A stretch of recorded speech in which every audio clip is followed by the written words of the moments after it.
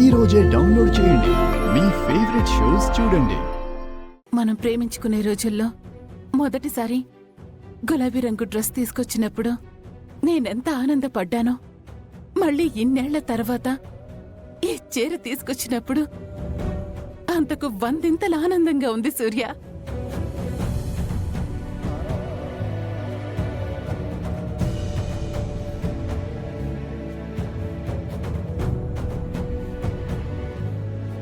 Thank you Surya, thank you so much.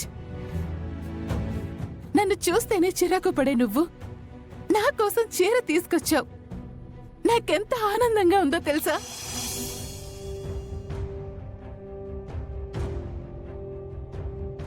ఈ జన్మలో నువ్వు నన్ను అర్థం చేసుకుంటావని, నాకిలా చీర తీసుకొచ్చే రోజు ఒకటి వస్తుందని నేను అస్సలు ఊహించలేదు సూర్య.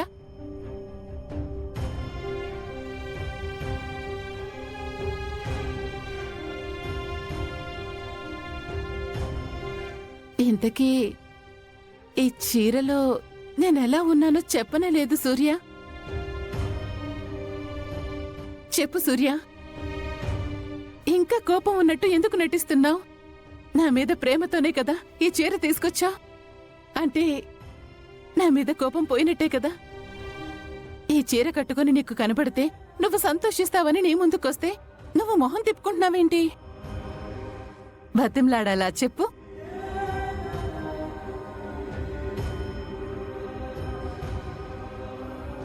చెప్పు సూర్య. ఈ చీర నేను కొని తెచ్చింది కాదు.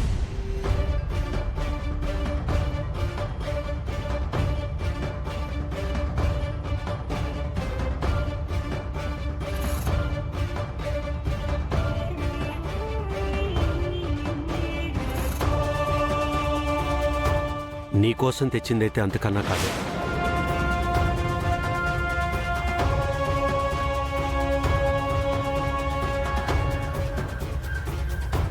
గుడిలో పంతులుగారిచ్చిన కానుక ఈ చీర.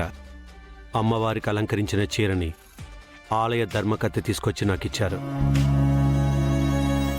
అమ్మవారి చీర కాబట్టి కాదనకుండా తీసుకొని ఇంటికొచ్చాను.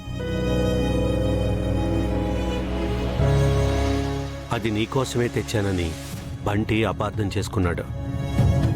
వాణ్ణి బాధ పెట్టడం ఇష్టం లేక నేను సైలెంట్గా ఉండిపోయాను.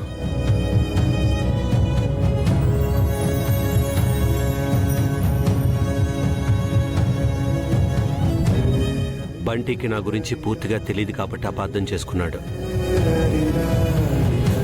కానీ నీకు తెలుసు కదా, సూర్య నా కోసం ఎందుకు తెస్తాడులే అని. నువ్వైనా అర్థం చేసుకోవాల్సిందే.